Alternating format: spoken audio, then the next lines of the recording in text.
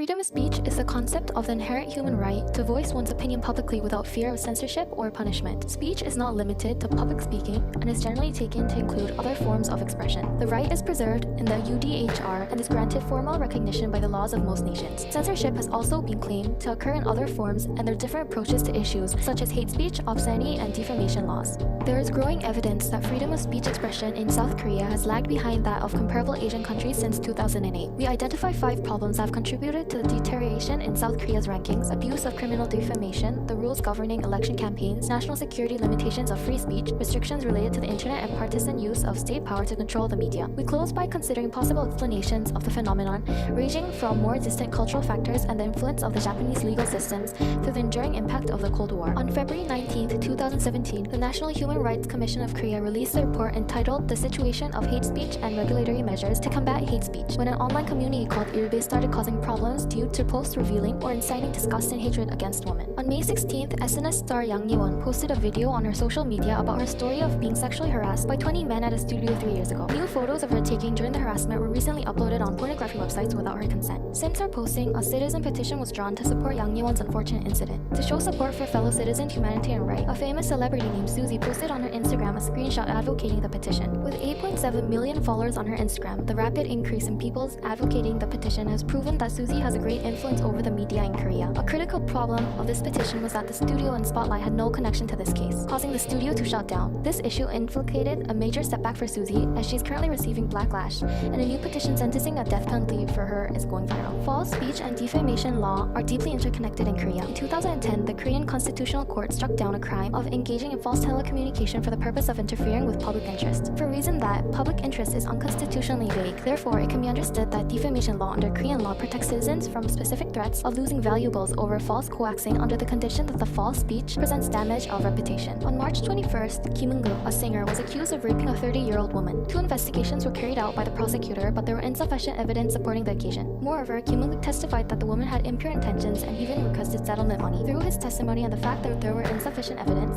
the court ruled him not guilty. Despite of the court's ruling, this case has been detrimental to Kim Eun-guk. The increasing use of social media has made it easier for people to freely express their opinions, which consequently led to an increase in false speech and hate speech. Thus, there is a need to fortify laws penalizing those abusing their right to freedom of speech.